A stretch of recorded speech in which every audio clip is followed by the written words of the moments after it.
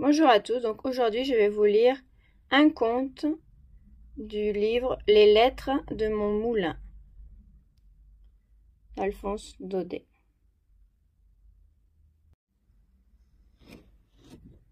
À Miliana, note de voyage. Cette fois je vous emmène passer la journée dans une jolie petite ville d'Algérie, à 200 ou 300 lieues du moulin. Cela nous changera un peu des tambourins et des cigales. Il va pleuvoir, le ciel est gris, les crêtes du mont Zacar s'enveloppent de brume. Dimanche triste. Dans ma petite chambre d'hôtel, la fenêtre ouverte sur les remparts arabes. J'essaie de me distraire en allumant des cigarettes. On a mis à ma disposition toute la bibliothèque de l'hôtel. Entre une histoire très détaillée de l'enregistrement et quelques romans de Paul de Kock, je découvre un volume dépareillé de Montaigne. Ouvert le livre au hasard, relu l'admirable lettre sur la mort de la Boétie, me voilà plus rêveur et plus sombre que jamais. Quelques gouttes de pluie tombent déjà. Chaque goutte, en tombant sur le rebord de la croisée, fait une large étoile dans la poussière entassée, là depuis les pluies de l'an dernier. Mon livre me glisse des mains, et je passe de longs instants à regarder cette étoile mélancolique. 2 heures sonnent à l'horloge de la ville, un ancien marabout, dont j'aperçois d'ici les grêles murailles blanches. Pauvre diable de marabout! Qui lui aurait dit cela il y a 30 ans, qu'un jour il porterait au milieu de la poitrine un gros cadran municipal, et que tous les dimanches, sur le coup de 2 heures, il donnerait aux églises de Miliana le signal de sonner les vêpres. Ding-dong, voilà les cloches parties. Nous en avons pour longtemps. Décidément, cette chambre est triste. Les grosses araignées du matin, qu'on appelle pensées philosophiques, ont tissé leur toile dans tous les coins. Allons dehors. J'arrive sur la grande place. La musique du 3e de ligne, qu'un peu de pluie n'épouvante pas, vient de se ranger autour de son chef. À une des fenêtres de la division, le général paraît entouré de ses demoiselles. Sur la place, le sous-préfet se promène de long en large au bras du juge de paix. Une demi-douzaine de petits arabes, à moitié nus, jouent aux billes dans un coin avec des cris féroces. Là-bas, un vieux juif en guenilles vient chercher un rayon de soleil qu'il avait laissé hier à cet endroit et qu'il s'étonne de ne plus trouver. 1, 2, 3, partez.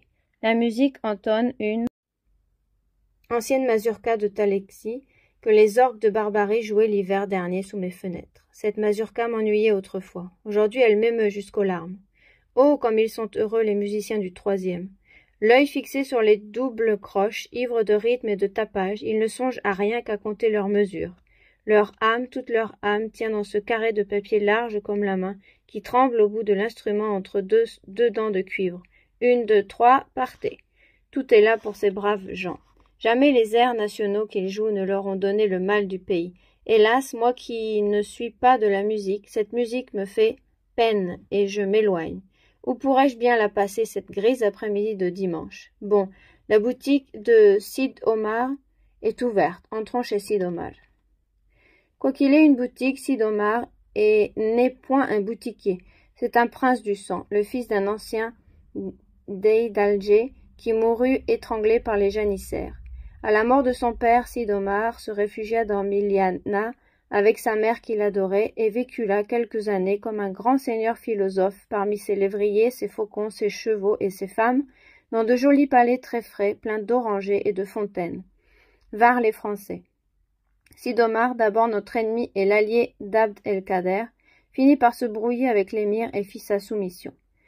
L'émir, pour se venger, entra dans Miliana en l'absence de Sid Omar, pilla ses palais, rasa ses orangers, emmena ses chevaux et ses femmes, et fit écraser la gorge de sa mère sous le couvercle d'un grand coffre.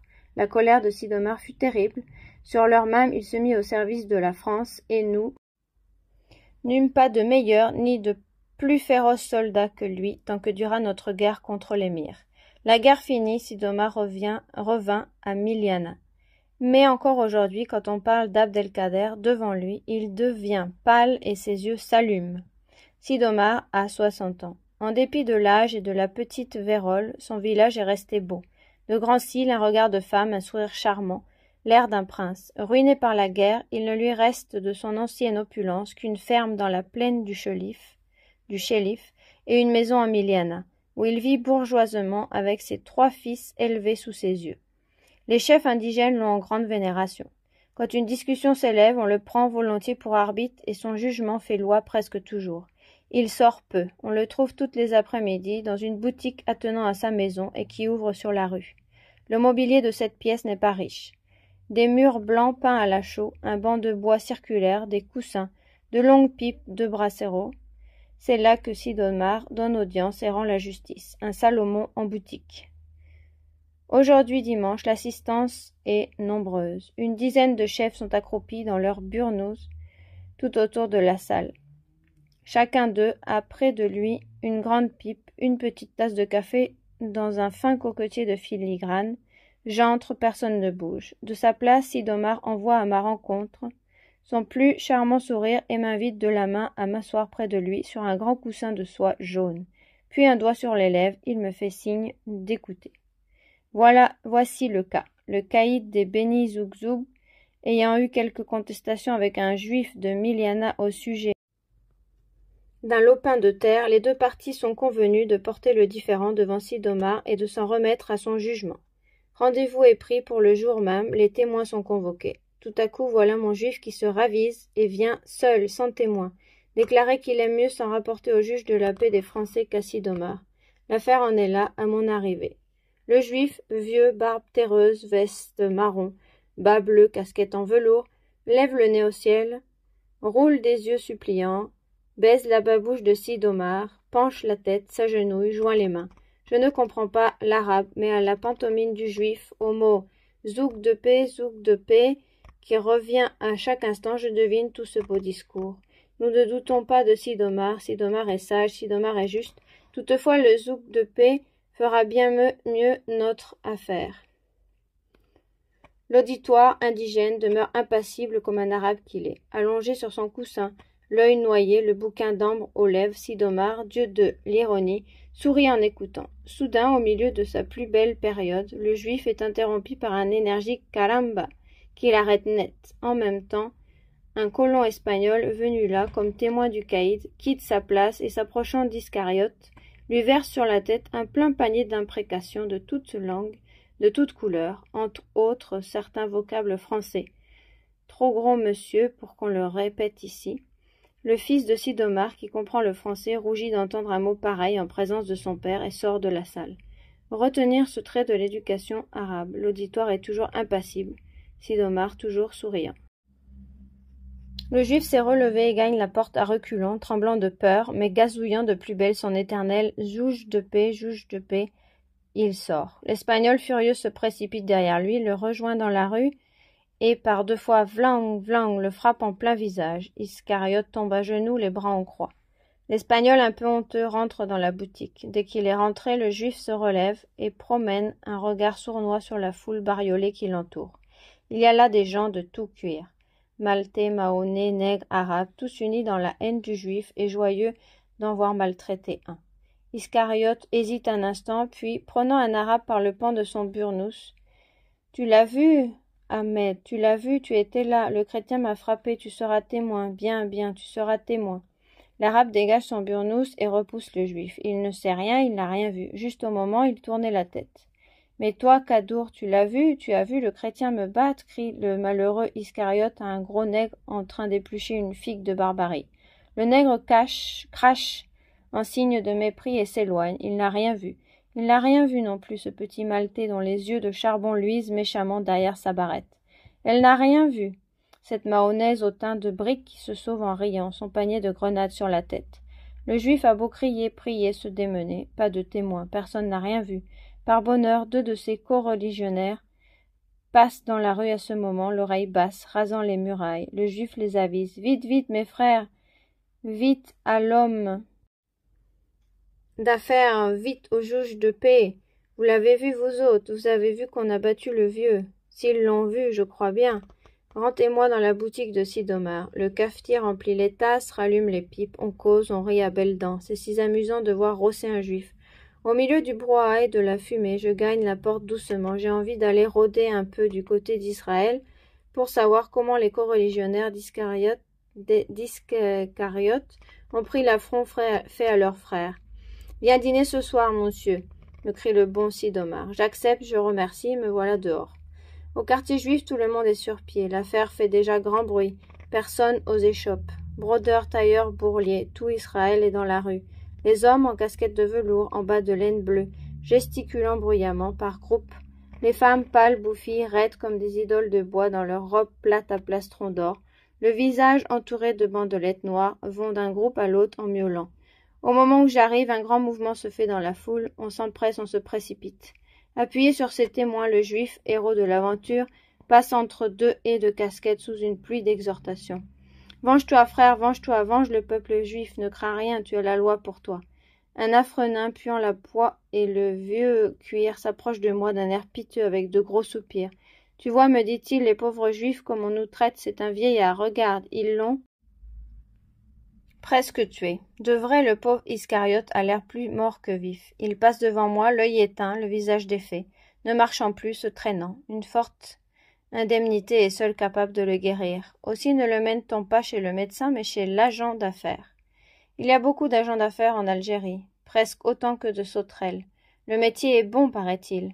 Dans tous les cas, il y a cet avantage qu'on y peut entrer de plein pied sans examen, ni cautionnement, ni stage. Comme à Paris, nous nous faisons hommes de lettres, on se fait agent d'affaires en Algérie.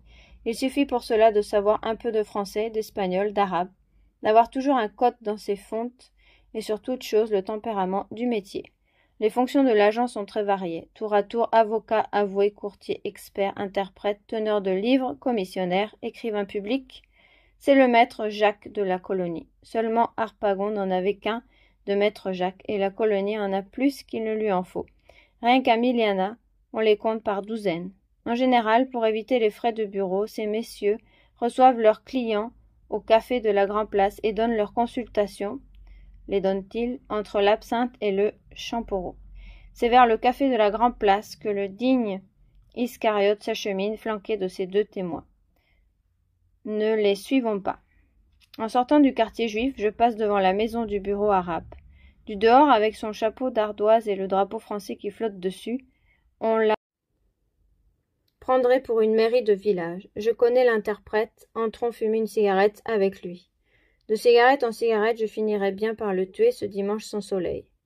La cour qui précède le bureau est encombrée d'Arabes en guenilles. Ils sont là une cinquantaine à faire antichambre accroupis le long du mur dans leur burnous. Cette antichambre bédouine exalte, quoiqu'en plein air, une forte odeur de cuir humain. Passons vite. Dans le bureau, je trouve l'interprète aux prises avec deux grands braillards entièrement nus sous de longues couvertures crasseuses, et racontant d'une mimique enragée je ne sais quelle histoire de chapelet volé. Je m'assieds sur une natte dans un coin et je regarde. Un joli costume, ce costume d'interprète et comme l'interprète de Miliana le porte bien. Ils ont l'air taillés l'un pour l'autre. Le costume est bleu de ciel avec des brandebourgs noirs et des boutons d'or qui reluisent. L'interprète est blond, rose, tout frisé. Un joli hussard bleu, plein d'humour et de fantaisie. Un peu bavard, il parle tant de langues. Un peu sceptique, il a connu Renan à l'école orientaliste. Grand amateur de sport, à l'aise au bivouac arabe comme aux soirées de la sous-préfète, mazurquant mieux que personne et faisant le couscous comme pas un. Parisien, pour tout dire. Voilà mon homme, et ne vous étonnez pas que les dames en raffolent. Comme dandysme, il n'a qu'un rival, le sergent du bureau arabe. Celui-ci, avec sa tunique de drap fin et ses guêtres à boutons de nacre, fait le désespoir et l'envie de toute la garnison. Détaché au bureau arabe, il est dispensé des corvées, et toujours se montre par les rues, ganté de blanc, frisé de frais, avec de grands registres sous le bras. On l'admire et on le redoute, c'est une autorité. Décidément, cette histoire de chapelet volé menace d'être fort longue. Bonsoir, je n'attends pas la fin. En m'en allant, je trouve l'antichambre en émoi. La foule se presse autour d'un indigène de haute taille, pâle, fier, drapé dans un burnous noir. Cet homme, il y a 8 jours, s'est battu dans le Sacar avec une panthère. La panthère est morte, mais l'homme a eu la moitié du bras mangé. Soir et matin, il vient se faire panser au bureau arabe, et chaque fois on l'arrête dans la cour pour lui entendre raconter son histoire. Il parle lentement d'une belle voix gutturale. De temps en temps, il écarte son burnous et montre, attaché contre sa poitrine, son bras gauche entouré de linge sanglant. À peine suis-je dans la rue, voilà un violent orage qui éclate. Pluie, tonnerre, éclairs, sirocco. Vite, abritons-nous. J'enfile une porte au hasard et je tombe au milieu d'une nichée de bohémiens empilés sous les arceaux d'une cour mauresque. Cette cour tient à la mosquée de Miliana. C'est le refuge habituel de la pouillerie musulmane. On l'appelle la cour des pauvres. De grands lévriers maigres, tout couverts de vermine, viennent rôder autour de moi d'un air méchant. Adossé contre un des piliers de la galerie, je tâche de faire bonne contenance, et sans parler à personne, je regarde la pluie qui ricoche sur les dalles coloriées de la cour. Les bohémiens sont à terre, couchés par tas. Près de moi, une jeune femme presque belle, la gorge et les jambes découvertes, de gros bracelets de fer aux poignets et aux chevilles, chante un air bizarre à 3 notes mélancoliques et nasillardes. En chantant, elle allaite un petit enfant tout nu en bronze rouge, et du bras resté libre, elle pile de l'orge dans un mortier de pierre. La pluie, chassée par un vent cruel, inonde parfois les jambes de la nourrice et le corps de son nourrisson. La bohémienne n'y prend point garde et continue à chanter sous la rafale, en pilant l'orge et donnant le sein.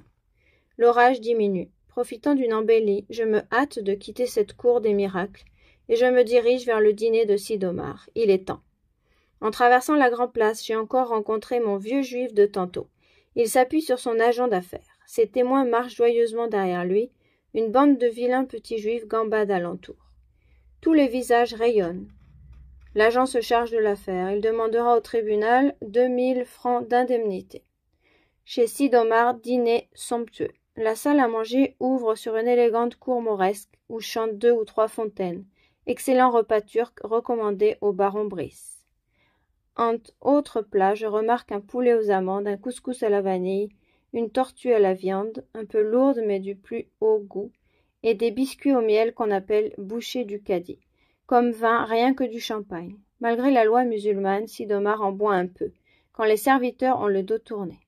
Après dîner, nous passons dans la chambre de notre hôte, où l'on nous apporte des confitures, des pipes et du café. L'ameublement de cette chambre est des plus simples. Un divan, quelques nattes, dans le fond un grand lit très haut sur lequel flânent de petits coussins rouges bordés d'or. À la muraille est accrochée une vieille peinture turque représentant les exploits d'un certain amiral Hamadi. Il paraît qu'en Turquie les peintres n'emploient qu'une couleur par tableau. Ce tableau-ci est voué au vert. La mer, le ciel, les navires, l'amiral Hamadi lui-même, tout est vert. Et de quel vert? L'usage arabe veut qu'on se retire de bonne heure. Le café pris, les pipes fumées, je souhaite la bonne nuit à mon hôte et je le laisse avec ses femmes. Où finirai-je ma soirée? Il est trop tôt pour me coucher. Les clairons des spahis n'ont pas encore sonné la retraite. D'ailleurs, les coussinets d'or de Sidomar dansent autour de moi des farandoles fantastiques qui m'empêcheraient de dormir. Me voici devant le théâtre. Entrons un moment. Le théâtre de Miliana est un ancien magasin de fourrage, tant bien que mal déguisé en salle de spectacle. De gros quinquets, qu'on remplit d'huile pendant l'entracte, font l'office de lustre. Le parterre est debout, l'orchestre sur des bancs. Les galeries sont très fières parce qu'elles ont des chaises de paille. Tout autour de la salle, un long couloir obscur, sans parquet. On se croirait dans la rue, rien n'y manque. La pièce est déjà commencée quand j'arrive. À ma grande surprise, les acteurs ne sont pas mauvais. Je parle des hommes, ils ont de l'entrain, de la vie. Ce sont presque tous des amateurs, des soldats du 3e. Le régiment en est fier et vient les applaudir tous les soirs. Quant aux femmes, hélas, c'est encore et toujours cet éternel féminin des petits théâtres de province, prétentieux, exagéré et faux. Il y en a 2 pourtant qui m'intéressent parmi ces dames, 2 juives de Miliana, toutes jeunes, qui débutent au théâtre. Les parents sont dans la salle et paraissent enchantés. Ils ont la conviction que leurs filles vont gagner des milliers de douros à ce commerce-là. La légende de Rachel, israélite, millionnaire et comédienne, est déjà répandue chez les juifs d'Orient. Rien de comique et d'attendrissant, comme ces 2 petites juives sur les planches. Elles se tiennent timidement dans un coin de la scène, poudrées, fardées, décolletées et toutes raides. Elles ont froid, elles ont honte. De temps en temps, elles baragouinent une phrase sans la comprendre, et pendant qu'elles parlent, leurs grands yeux hébraïques regardent dans la salle avec stupeur. Je sors du théâtre. Au milieu de l'ombre qui m'environne, j'entends des cris dans un coin de la place. Quelques Maltais sans doute en train de s'expliquer à coups de couteau. Je reviens à l'hôtel lentement le long des remparts. D'adorables senteurs d'oranger et de thuya montent de la plaine. L'air est doux, le ciel presque pur. Là-bas, au bout du chemin, se dresse un vieux fantôme de muraille, débris de quelque ancien temple. Ce mur est sacré. Tous les jours, les femmes arabes viennent y suspendre des votos, fragments de haïk et de fouta, longues tresses de cheveux roux liées par des fils d'argent, pans de burnous. Tout cela va flottant sous un mince rayon de lune, au souffle tiède de la nuit. Fin.